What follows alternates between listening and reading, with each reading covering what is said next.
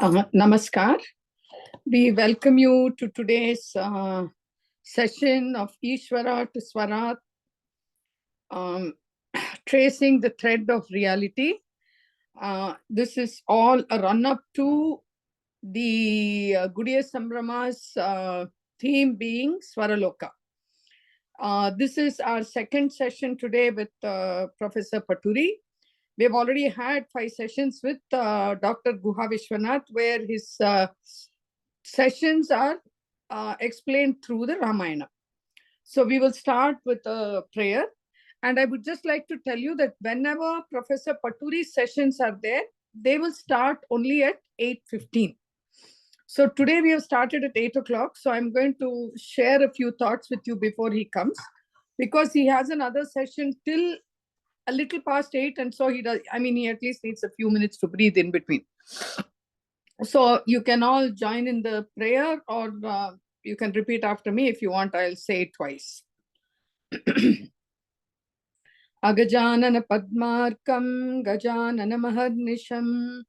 Agajanana Padmarkam Gajanana Maharnisham. Anekadantam Bhaktanam Ekadantam Upasmahe. Ekadantamupasmahe. Saraswati Namastubhyam Varade Kamarupini. Saraswati Namastubhyam Varade Kamarupini. Vidyarambam karishyami siddhir bhavatu me sada. Vidyarambam karishyami siddhir bhavatu me sada. Ya devi stuyate nityam vibhudairveda paragaihi. Ya devi stuyate nityam vibhudairveda paragaihi. Same vasatu jihvagre brahma rupa saraswati. Sada Shiva Samarambham Shankaracharya Madhyamam Asmadacharya Paryantam Vande Guru Paramparam Shruti Smriti Purananam Alayam Karunalayam Namami Bhagavat Padam Shankaram Loka Shankaram Gurur Brahma Gurur Vishnu Gurur Devo Maheshwara Guru Sakshat Parabrahma Tasmai Shri Gurave Namaha.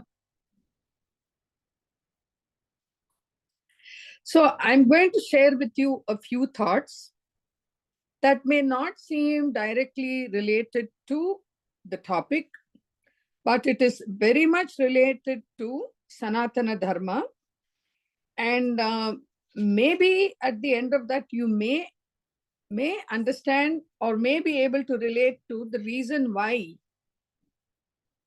we are having these classes and why it is so important for us to know about our Shastras. So in Sanatana Dharma, Dharma is simultaneously the eternal order that rules the universe and also the duty or law that governs one's life. Fulfilling one's Dharma is more than simply fulfilling one's limited purpose in life. It is considered the very means by which one transcends the cycle of birth and death, or what is called samsara. So Puja Swami Dayananda Saraswati said, now we have to understand what dharma is. The matrix of universal norms, values which form the basis of interaction with the world. So these are rules about how we interact with the world. Since we are self-conscious beings with tremendous freedom, I should say almost unlimited freedom, and we could go wrong, we need to have a matrix of norms to keep us and to guide us on the right path. So we could interpret dharma as this. Now, as a framework of living that tradition or in dharma, what our Sanatana Dharma has offered us is this framework called the Panchamaha Yajnas. When we say yajna, immediately we think that we have to do an yaga, that there'll be a whole group of Vadyar Mamas doing a yaga with a fire. No, that's not what it is. When I say the Panchamaha Yajna, it is literally like an offering. So I doubt very few people actually have lived practicing this. But if we do live practicing it, we have a greater understanding of what our Sanatana Dharma gives to us. We are probably following many of this, but when we follow with a greater understanding, it is even better. So in the Taittiriya Upanishad, it says, Panchavayate Mahayajna Satati Pratayante Satati Santishtante Devayajna Pitriyajna Bhutayajno Manushayajno Brahmayajna iti. So these are the 5 great offerings. So when we say Panchamahayajna, these are to be performed on a daily basis. And that is Devayajna, Pitriyajna, Bhutayajna, Manushayajna, and Brahmayajna. When we say Devayajna, now this is a very common word, in the modern parlance. Gratitude, gratitude, gratitude. They always say, be grateful for. That is exactly what this is. It's a grateful offering and an acknowledgement. When we say Devayajna, for us, Akasha, Vayu, Agni, Apa, Prithvi, all this is Devas. Also Krishna, Rama, Govinda, Devi, whoever we consider as a Deva. So it is a grateful offering. It's an honoring. It's a respect. We can do it in any which manner. You can do puja, you can pray, you can chant, or you can just sit quietly and acknowledge that. But when we say that we are acknowledging the Devas, Devatas, and they are the Panchabhutas, what is happening today? We say Ganga Maya, especially if you go to North India, it's Ganga Maya, Kaveri Mate, and then we will offer worship one side, on the other side our sewage, plastic covers, everything is going in. When we say respect, why are we respecting? Finally, that respect is for our own help, not for anybody else. The Ganga doesn't care whether you pray to her, nor does Kaveri care, or Narmada, Sindhu. All of them are not bothered about what you do. But what we do affects us directly. We may not realize that. We think that it's going somewhere, but every day we are drinking only that water. So it does affect us. So that is Deva Yajna. Then there is what is called Pitri Yajna. When we say Pitru, we all think that once in the year, if we do Shraddha, it is done. That is not what it is. That is also a part of it. That's also very important. But it is again gratitude. When we say Pitru, it's the entire ancestry. I think somewhere I read how many people are responsible for our birth. That is our parents, their parents, then their 2 sets of parents. We go on like this, it comes to some 4,000 odd something. So when we say we are doing Pitri Yajna, it means we carry forward the good legacy. And so when we say we are carrying forward the good legacy, it means carrying forward the legacy of our entire heritage and culture. And then the next becomes, there's no particular order, but I'm saying it in the order in which it is in the Taittiriya Upanishad. The next is Bhuta Yajna. When we say Bhuta, it means anything other than man. So since we are all of this country and culture and Sanatana Dharma, for us, I love to give this quote of Swami Dayananda Saraswati ji. He says we are not a one God people. For us, it's not one God, but for us, it is only God. Everything is Ishvara. So when you say Bhuta Yajna, the rivers, the mountains, all the animals, that is why if we look at our daily schedule, I'll come to that in a few minutes. So the next is Bhuta Yajna. That is you treat all animal kind, whether it is, or even what we consider inanimate, the earth, the mountains, etc., with equal amount of respect, and we make our offerings to them. And then the next is Manusha Yajna. Manusha Yajna, of course, is community service. We always had that tradition in many families. Atiti Devo Bhava. Nobody, those families, they would not eat until they had fed an Atithi. And Atithi is not somebody you have invited. It's somebody who has come uninvited to your house. Somebody who's a stranger. So you always fed them before you fed yourself. So that is thinking about the community and being conscious of the community and doing services, Manusha Yajna. And then the last is Brahma Yajna. That is paying respect to all the Rishi Varga, those who have given us Jnana. So when we say that, what will we do? We'll take Ramayana book, keep it and put some flowers on it and say, okay, we have done now Brahma Yajna. We have to open, read, understand.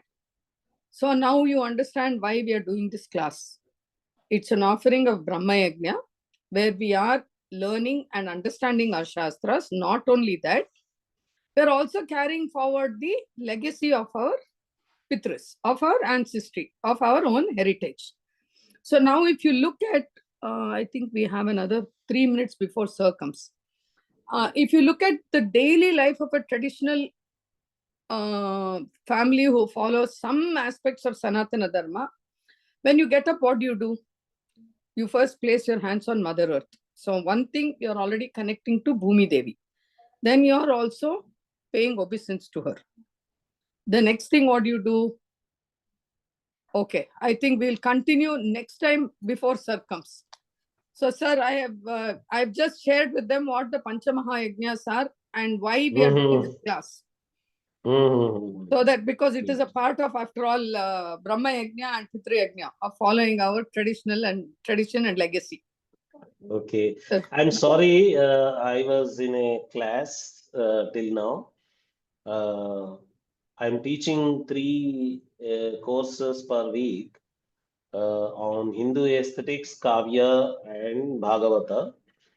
And I was teaching the Hindu aesthetics class till now. And I completed that and I moved to this session here. And we have wonderful people. I'm checking who is there in the audience. I see some non-Indian names also, like Gils, Kelvish. And we have a different Shalini Rajesh and other things. Okay, good. Most of you are Indians. And I think most of you have a basic understanding of music related words like Swara and all. In this session, I deliberately gave a title of a very highly provocative nature. Do Swaras exist? That is, do we have notes of music in the Western parlance, notes like A, B, C, D, E, or they have their own Western words, and or words in Indian parlance in classical music are Sarigama Padani, which are abbreviations for Shadgyama, Rishabha, Gandhara, Panchama, Dhanisha, and Nishada. Do we have those swaras at all? But my actual intention was to connect Akshara and Swara in this discussion. Akshara was the theme for the last year's Gudiya Sambhrama. And during the discussion about Akshara, did you all attend the Gudiya Sambhrama last year? Those who want to respond, please respond in the Q&A box, question and answer box. There is a, in your interface, there is a box called Q&A box, question and answer box. There you have a scope to respond.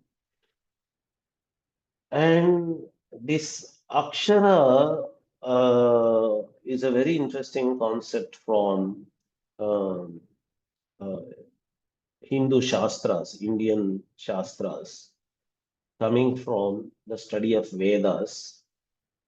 In the study of Vedas, you have a Shastra, a Vedanga called Shiksha.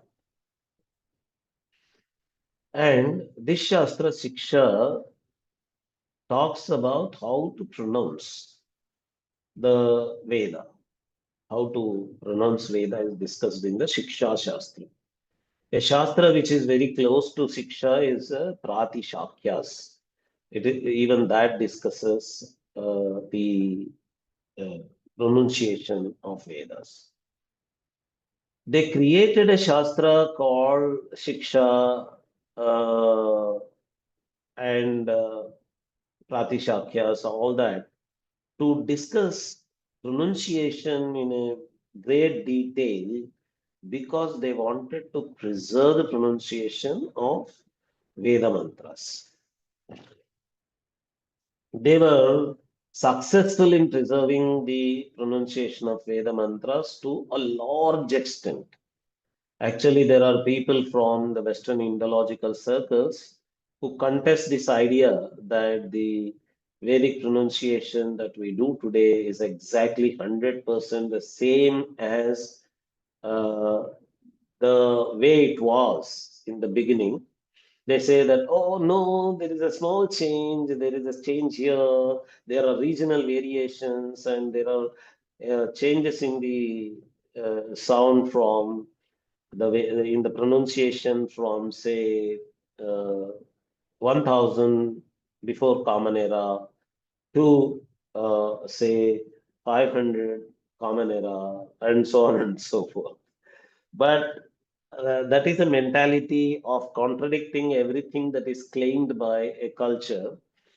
But for that purpose, for the purpose of accuracy, we can say that it was preserved to a large extent through the Shastra called Shiksha Shastra. And we all know that the Western uh, origin discipline called linguistics, which has its branches like phonology, phonetics, etc., had a great influence of studying Sanskrit and Sanskrit grammar. And in linguistics, they use words like syllable, which is different from phone and phoneme. Uh, and there is an expression called letter. In English, we use the word letter in a very mistaken way. We say that there are five letters in this word, A, E, I, O, U are vowels, and so on. But when we do a deeper study, we understand that A, E, I, O, U are not sounds at all. A, E, I, O, U are just the names of the script symbols. A, E, I, O, U are not vowels at all. A, E, A, the script symbol A, in script may denote a sound which can be A or A also. In name, A denotes the sound A. In NAM, the script symbol A denotes the sound A. Vowels are not script symbols, vowels are actual sounds, and these sounds are in the form of A in name, A in NAM. And there is this short in cut, in but, in turn. So there are the shorter versions of this in the English pronunciation.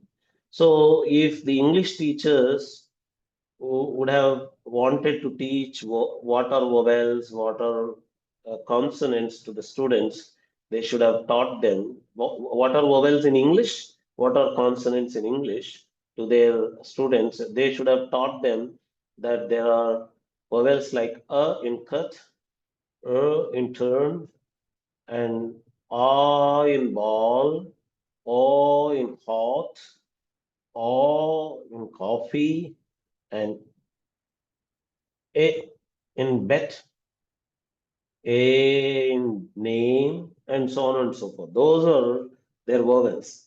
Vowels in English are these a, o, a, and so on. Those are the vowels in English.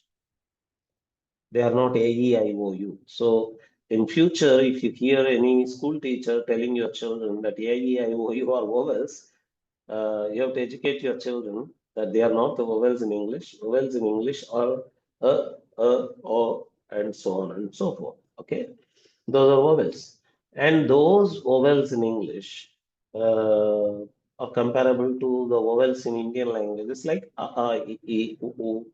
These are vowels in English, in Indian languages, and Indian students know these vowels already by the time they start learning their script symbols. Because in Indian languages, script symbol name and its pronunciation are one and the same. Script symbol of A in Kannada, for example, is called A only. So there is no name of a script symbol like A, and then it representing multiple pronunciation forms in the actual pronunciation. This problem doesn't exist for Indian languages like Telugu, Kannada, and so on, and even in Devanagari for Sanskrit. So Akshara is what?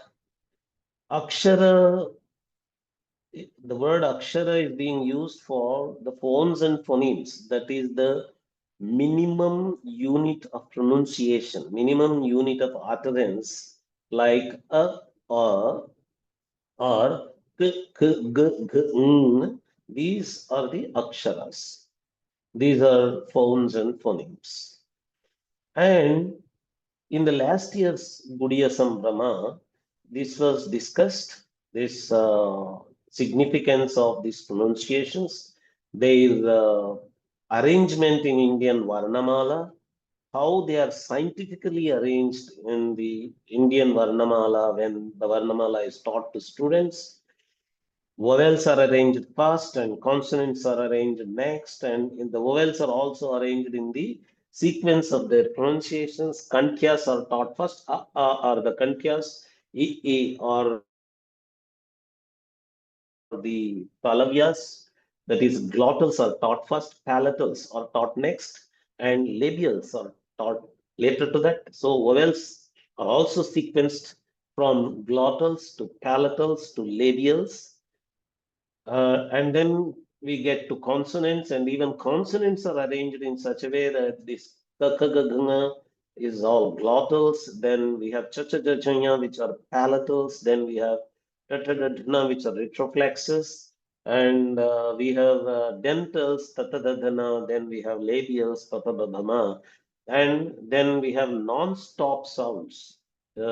Stops are those where the vocal muscles touch each other.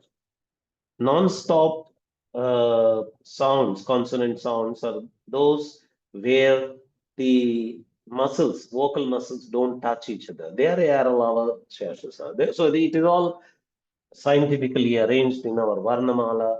How they are scientifically arranged and what is its significance was discussed in last year's Gudiya Sambrama in series of talks. But there is a very interesting theory in a Shastra called Vyakarana Shastra. Within Vyakarana Shastra, there are two kinds of Vyakarana Shastra. One is the Prakriya side. Prakriya side of Vyakarana discusses the derivation of Sanskrit words through sutras of Ashtadhyayi. There is the other side of Vyakarana called the Arthika side of Vyakarana Shastra.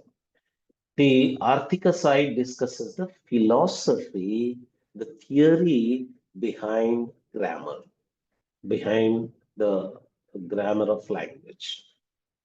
And Among the books that are available extant today in the Artika side of Vyakarana, among the extant books, the oldest is Vakyapadiyam.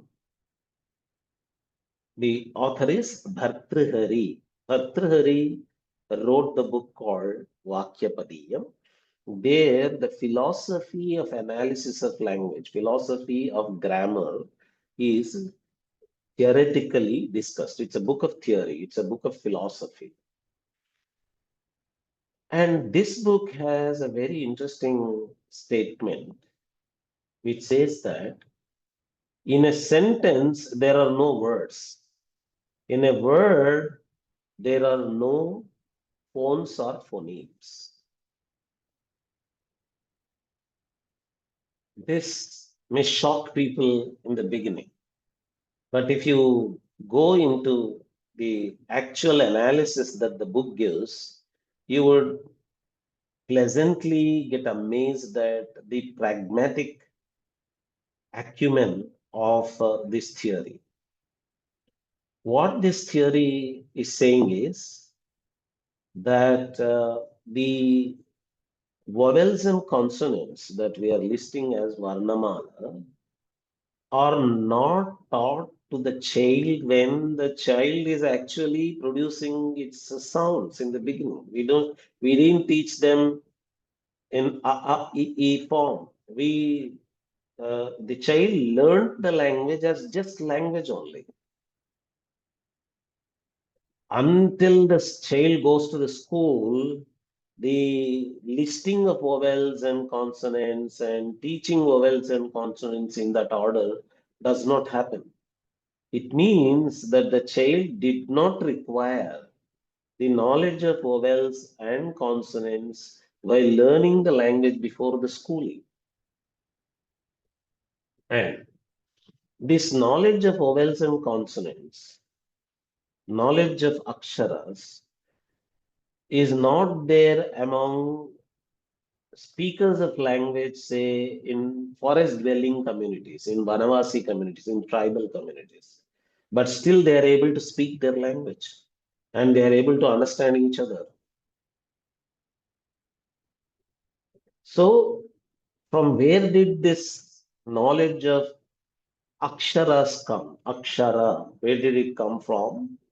It comes from the analysis of an already existing entity called speech, an already existing entity called language, which is already in existence.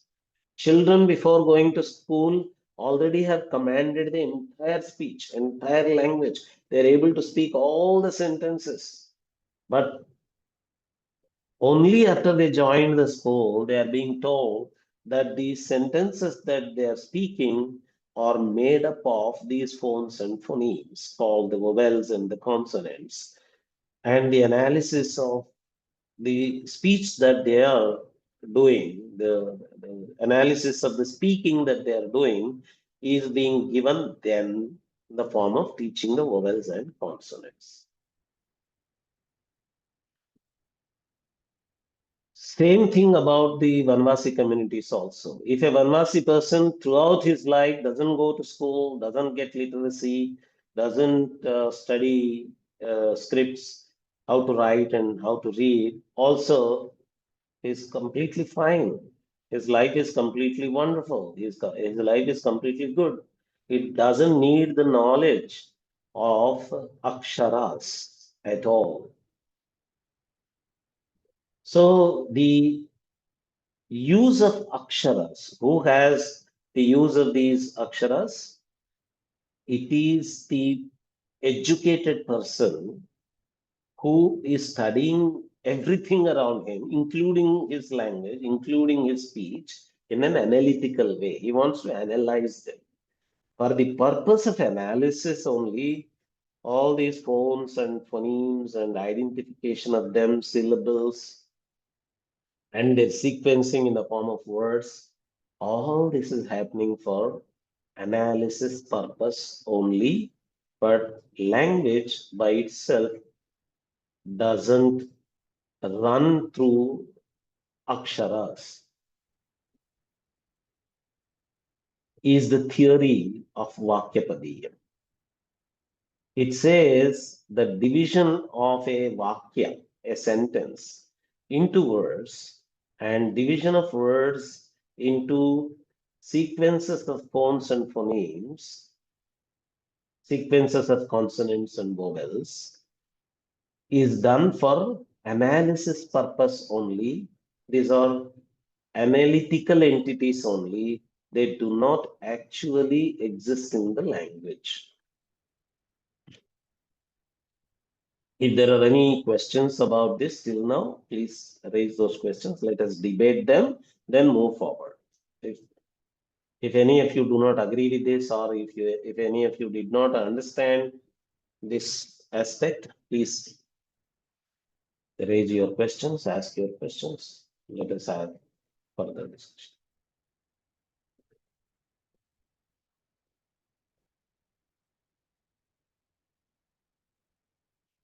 What this theory is saying is that we are speaking in sentences, we are not speaking in words.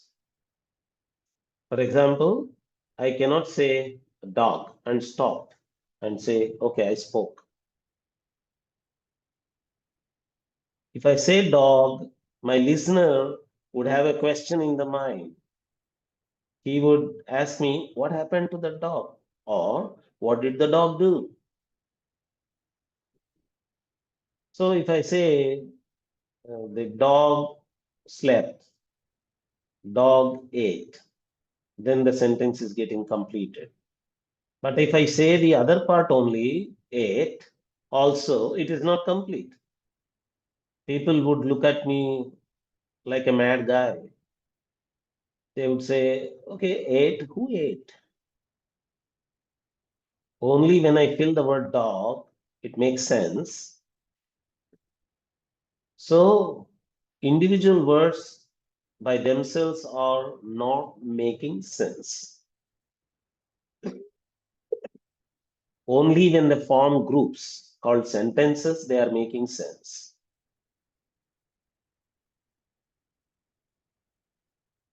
Okay?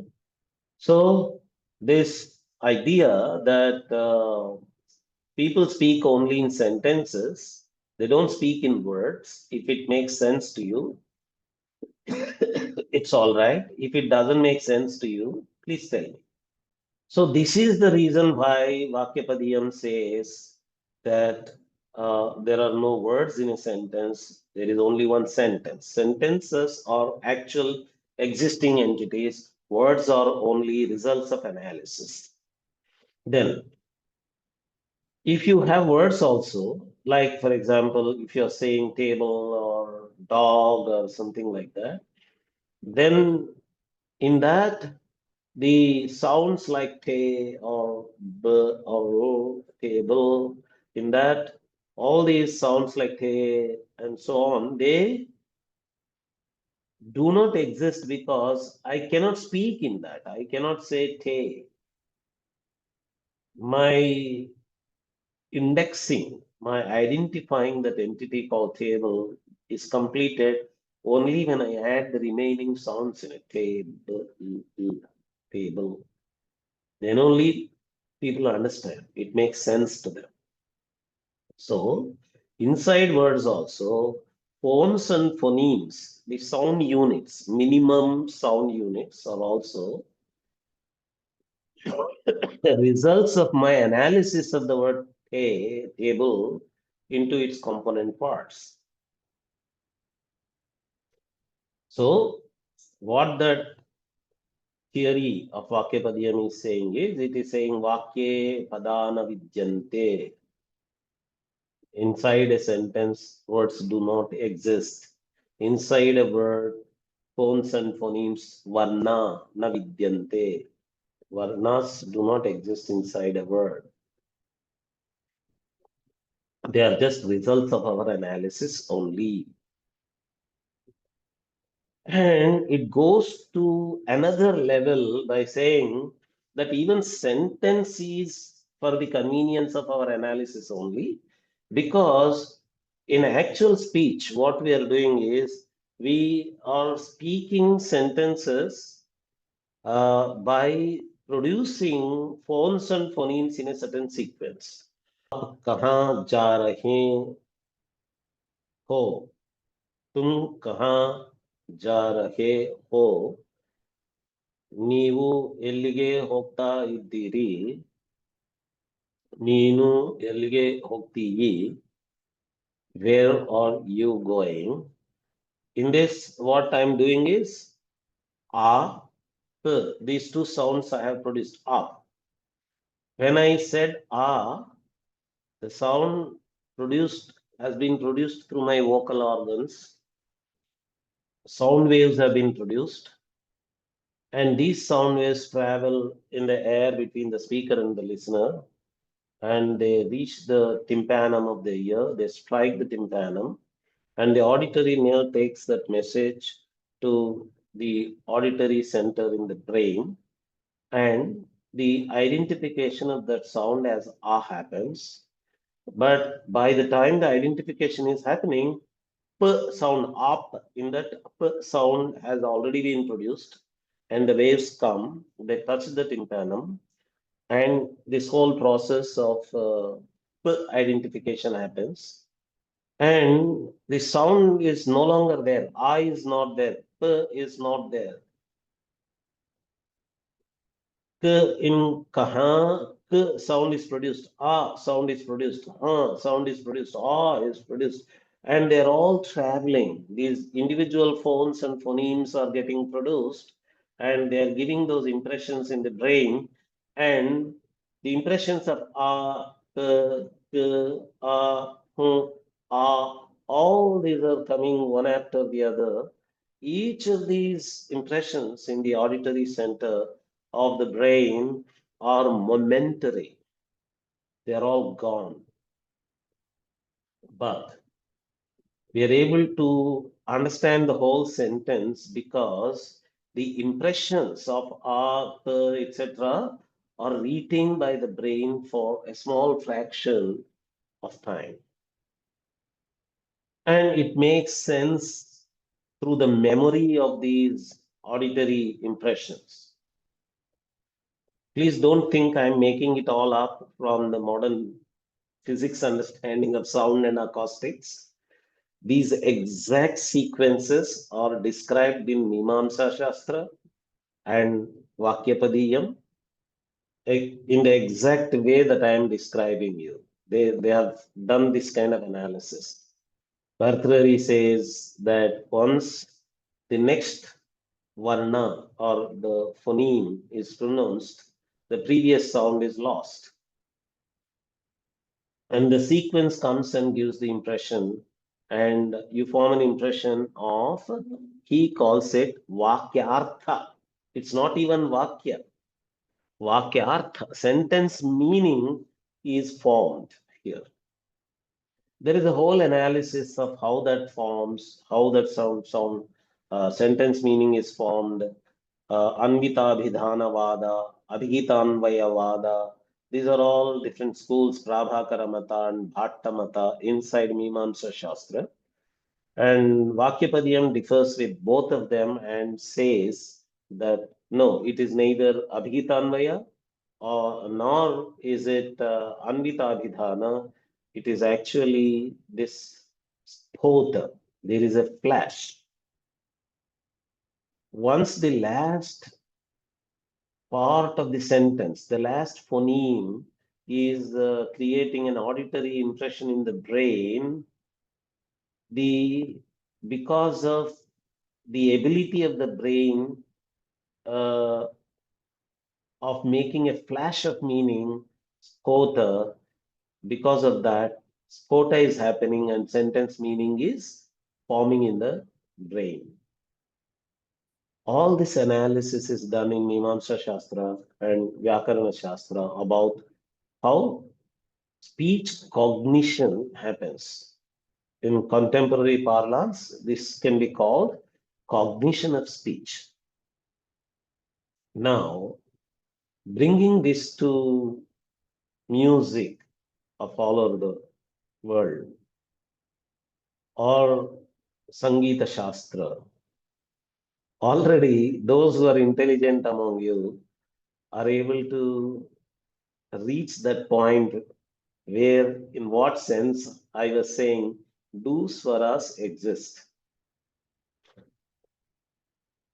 So, when I sing, am I singing swaras or am I singing the entire composition, which is the sequence of these swaras, which is the sequence of these notes,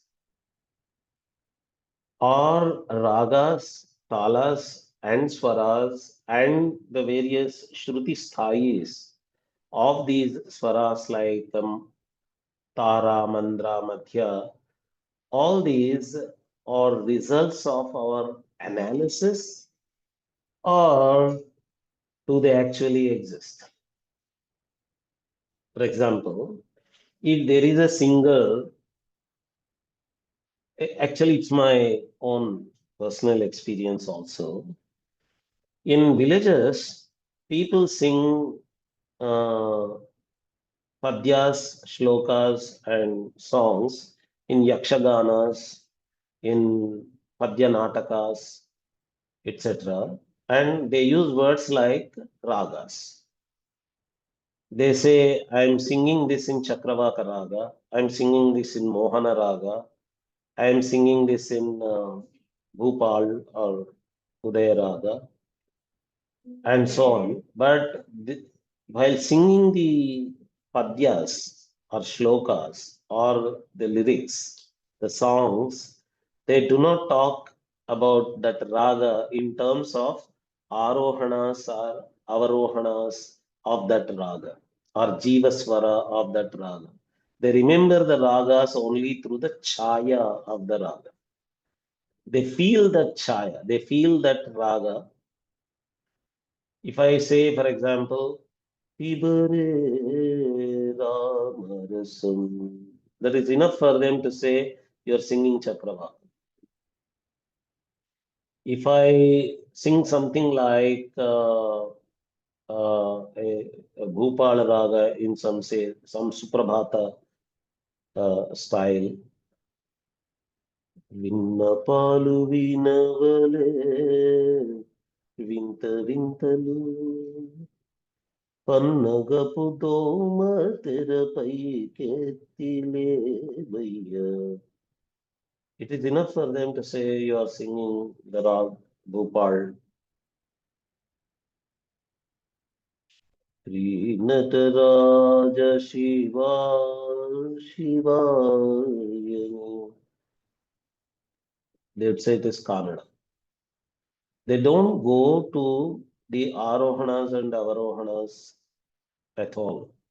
Not just they, even a musician, a trained musician, identifies the ragas when they are actually recited or performed in a concert. They don't go to the swaras and say, oh, this swara is being sung, that is why this is this raga and all that.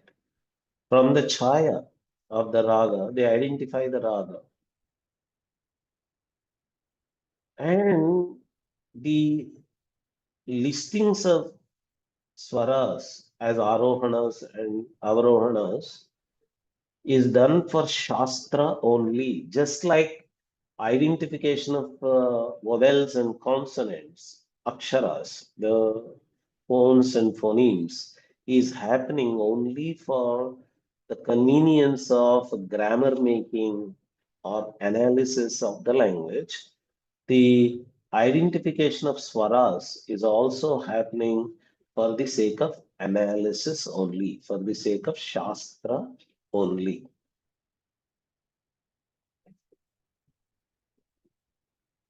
In the language of Bhartrihari, in the language of Vakyapadiyam, because he is saying that results of analysis do not exist.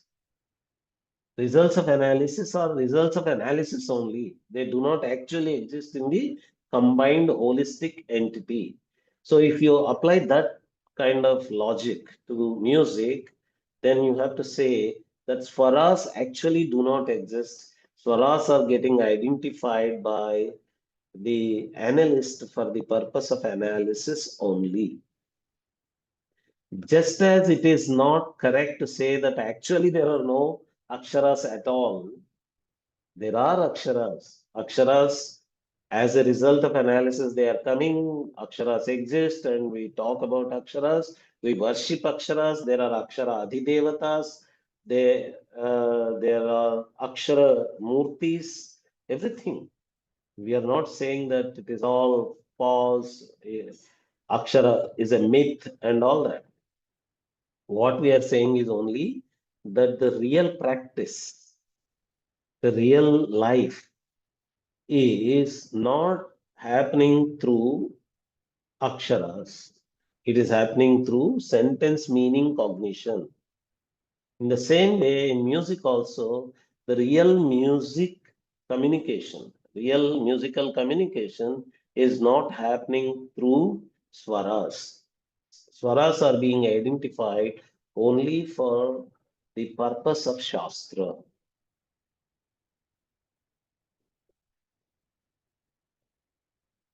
There are two ways of teaching music. The second way of teaching music I came to know only recently when our organization, Indic Academy, organized a conference on pedagogy, teaching methods in Ujjain. One musician and music scholar called Shushruti Santanam, I asked her to talk about Purandaradasa's syllabus, music syllabus. The present day music syllabus that we see is attributed to Purandaradasa only. The way people learn music through Sarali Swaras and Janta Swaras and HS5 Swaras and sequences of them and all that.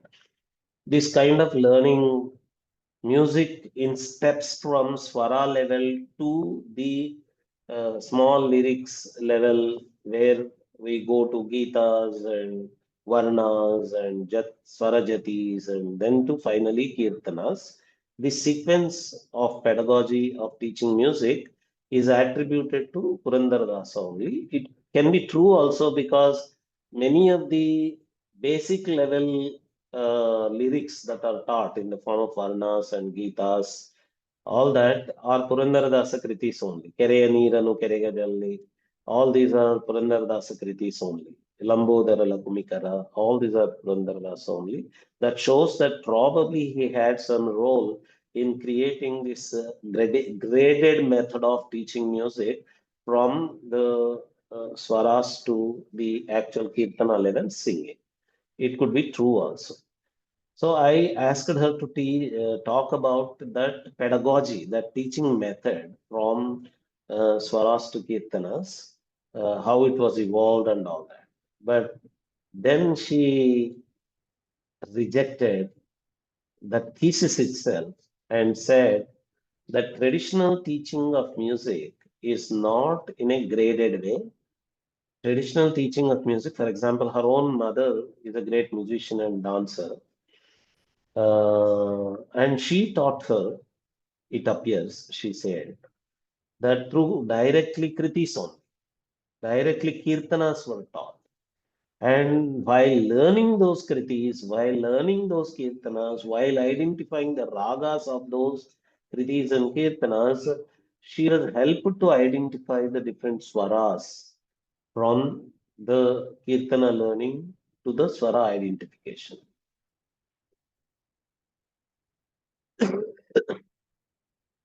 This was a news to me actually. I came to know about that kind of teaching of music only through her. But that made a lot of sense to me that it is possible to teach music without a graded method of teaching from Saraliswaras to Kirtanas in a sequential way. Because that is a natural process that when a song is rendered, when a song is recited, these swaras in them, different shrutis, actually, more technical word is different shrutis, we should say, different shrutis in the recitation, in the actual concert rendering, concert composing, or concert composition are identified only, they are analytically identified, they are identified for the purpose of analysis. Otherwise, the connoisseur also is able to enjoy the music only because of the composed form, only because of the recitation, only because of the uh, aesthetic experience that the final end product of composition, end product of musical rendition is giving to his brain and through that to the heart. It's not because of the knowledge of the swaras, but definitely knowledge of swaras, analysis of swaras is very useful, very similar to the grammar.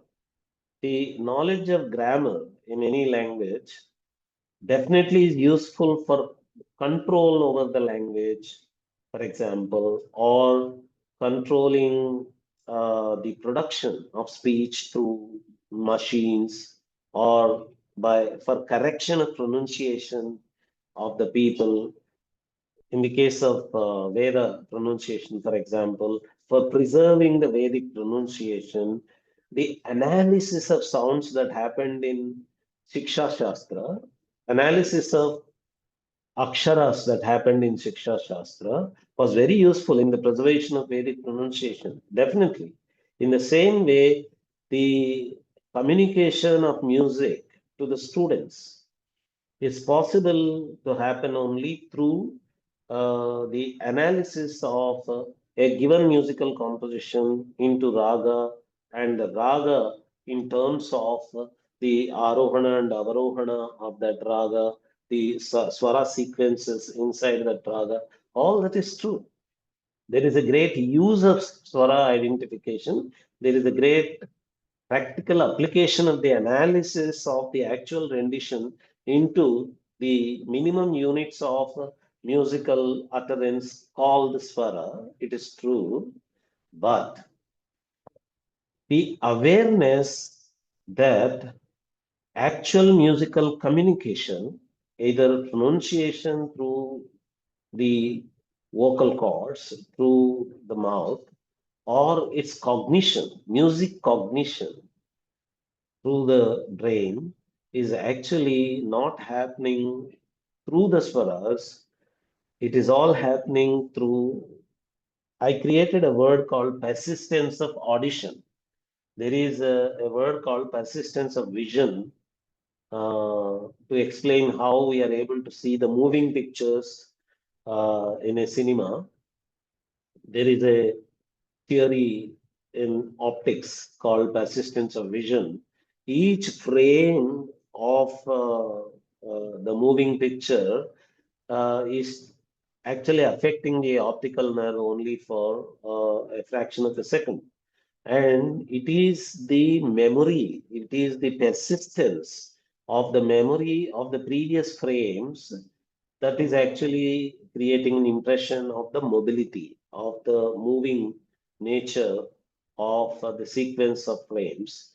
It is being called persistence of vision. In the same way, we can create a word called persistence of audition, and that persistence of audition is applied to the persistence of audition of phones and phonemes in the case of sentence meaning forming through spota, through the flash of meaning in the brain.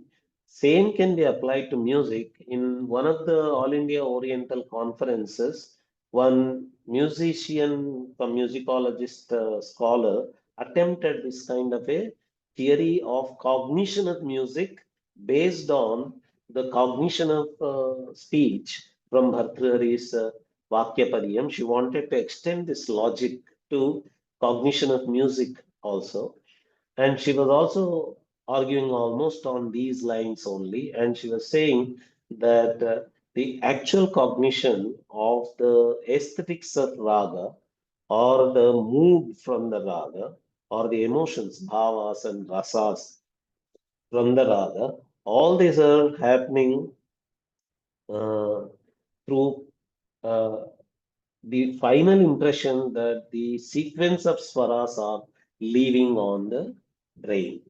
It is not that each swara is creating something, but it is the final impression, final flash that is coming from the sequence of uh, renditioned swaras that is actually happening. And that is giving us the communication. And there is all the discussion about whether Swaras can independently give it, or it is the combination of Aksharas and Swaras together that it is giving this Bhava, and from the Bhava to Rasa. The words used in musicology, Indian musicology, are Dhatu and Matu. Uh, the speech support, the language support, and the musical component. The speech component and the musical component are called Dhatu and Matu. There are some people who argue that music is an independent art. It doesn't depend on the word meanings or sentence meanings in the lyric that is being recited, the lyric that is being rendered, rendition. It can independently, the music composition itself can communicate bhavas and rasas is one extreme theory. And there is another theory which takes a balanced position and says that both dhatu and matu are equally important, both the uh, sounds and their sequence and their meanings and the musical composition are equally important, and they are mutually complementary. They support each other in creating the musical effect on the connoisseur's heart, connoisseur's rasa experience. Aesthetic experience is another theory. So last year's Gudiya Sambrama theme, Akshara, and this year's Gudiya Sambrama theme, Swara, or actually whether both are required or only this year's theme, Swara, is enough. That is the theme. Dhatu and Matu analysis is that topic only. So while discussing this, there are some various vadas, various positions that people take. So, but if you are talking about a lyric and its rendition, that the cognition of a rendition of a lyric in the brain, then we are talking about a dual cognition. Cognition of the sentence meaning, cognition of the swara sequence, uh, cognition of the raga, cognition of the actual composition in a certain raga, in the Western parlance, they use the word scale, which is not so useful. Their scales like major and minor are not as nuanced as the raga system. So it is better to use the untranslatable word raga only. So the raga and the bhava, the sentence meaning, together are getting cognized simultaneously in the brain, and that is leaving the aesthetic experience in the heart of the connoisseur, uh, is the most agreed of these cognition theories. So, because the experienced musicians talk about the final uh, composition as the actual reality, and the analysis of notes as only an analytical tool. And those who know deeper aspects would even say that there is nothing like the sub-varieties of these Rishabhas and Gandharas. Actually, if you are calling it Chatushriti Rishabha, you can also call it a different variety of Gandhara also. In the same way, all the close notes can also be called as a different subclassification of the next note also.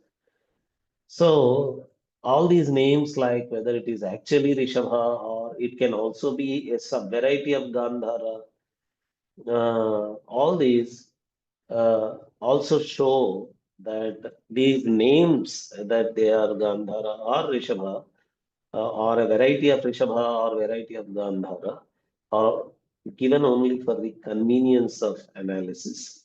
So, out of a mature understanding of musicology or musical analysis, people would then come to the conclusion that ultimately music is all about the final musical composition and the aesthetic effect it leaves on the connoisseur, or the experience that it leaves in the singing experience of the singer. But all other aspects of musicology are only a result of analysis done for analysis purpose. That's all for today. If there are any questions, I will take the questions and let us have a discussion on that. Any musician, musicologist who is provoked by the statement that there are no Swaras at all. No, Swaras do not exist. Actually, in the line of Bhartrhari's Vakyapadiyam, we can make a statement similar to in sentence there are no words, in words there are no phones or phonemes.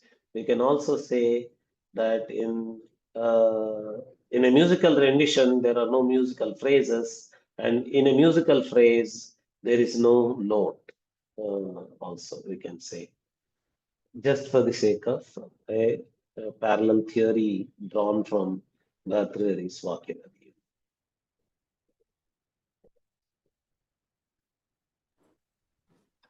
So you can extrapolate the akshara to swara, the spota. Yeah, so the Akshara Vakyartha spota analysis can be brought to analyze the Swara to musical rendition spota.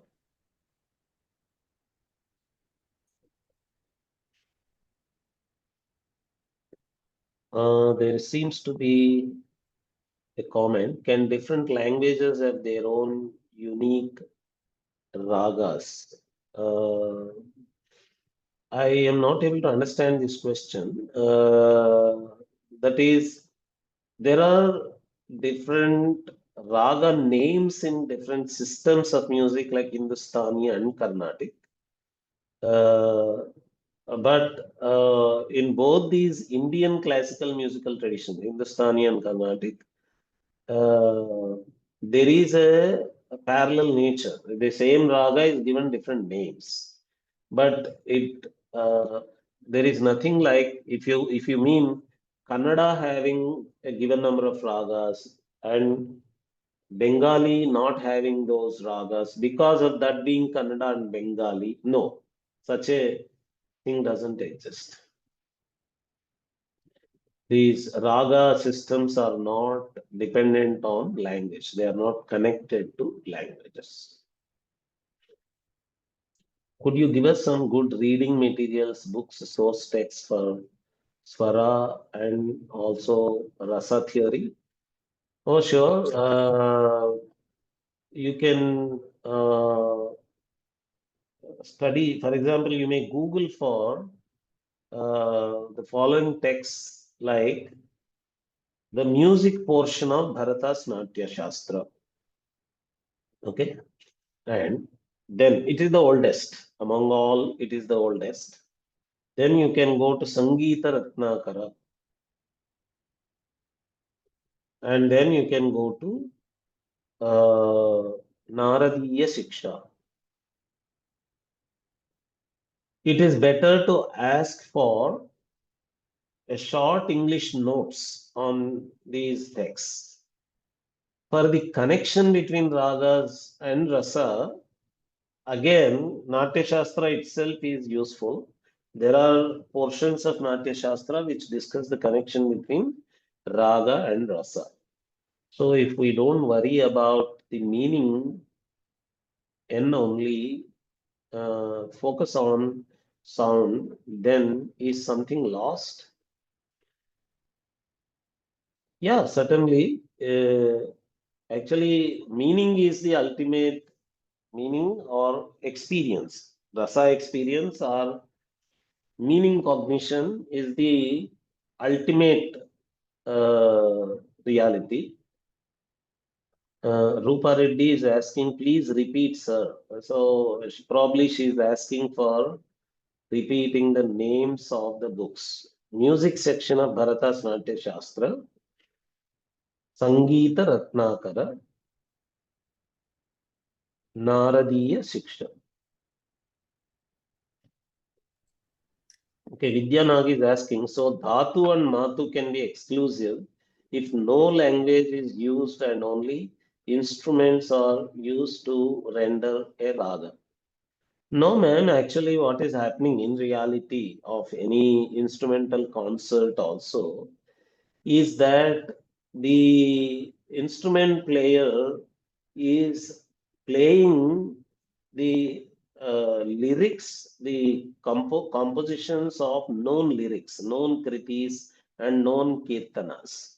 So, what the connoisseur is doing is from the instrumental rendering of a known kriti or known kirtana or known padam, they are getting into the meaning of it. So unless uh, an instrumental rendition is happening without any lyric, actually if the performer, instrumental performer, is claiming that I am performing only just a raga and I'm doing the Tanam and Pallavi of this raga, and I'm doing the Manodharma of this raga, independent of any of the kritis or kirtanas. It is possible that people can also do that sometimes, and they keep doing it in as an interlude in a particular concert also. But it is always in relation to a particular kriti only. In a concert, the interlude instrumental musical variations that are created by the instrument player are done as a continuation of the mood created through the rendition of the kriti, rendition of the kirtana or padam that is being rendered by the performer. It is very, very rare that an entire concert, instrumental concert, is devoid of playing instrumental versions of kritis. Do you agree, Vidya ji?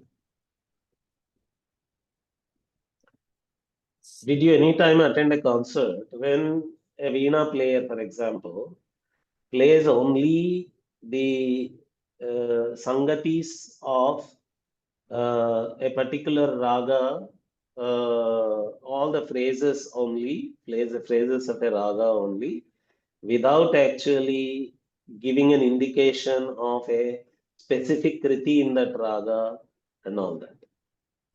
Vijayalakshmi. Sir.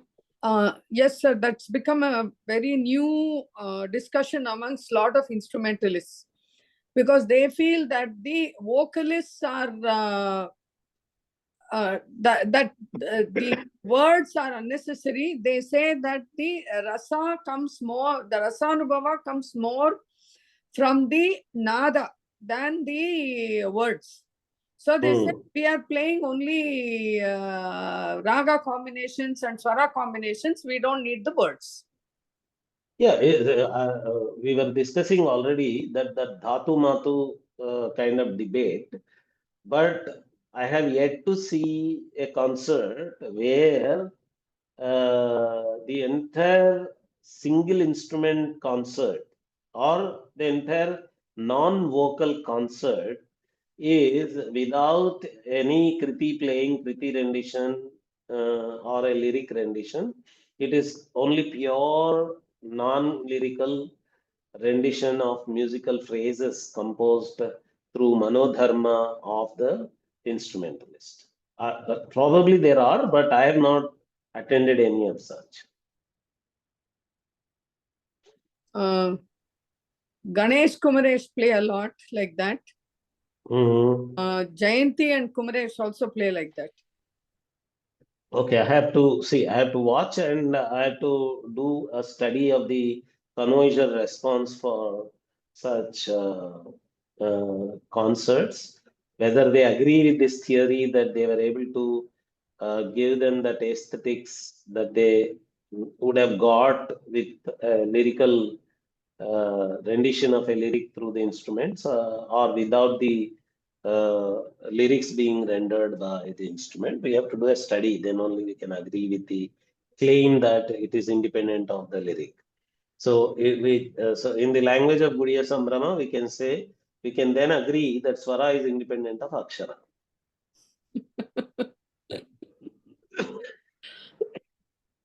But otherwise, general theory is that Swara is always dependent on Akshara. So I think those are as many questions as This theory, this year's theme of Gudiya Sambrama is dependent on the last year's theme of Akshara. Gudiya Sambrama. So I think those are about the questions, sir. Okay. There is one question. Please refer any musical dictionary if available. Oh, I'm so sorry that I did not come prepared, but there are in fact dictionaries of musicology of Indian musicology, Indian Sangita Shastra. I will provide the link to the Center for Soft Power organizers, and in the next session, even if I'm not present, the moderators will share that link with you. There are, in fact, glossaries of Indian Sangita Shastra, Indian musicology. I'll provide the links to them.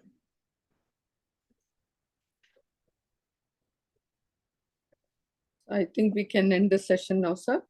Yeah, okay. Oh.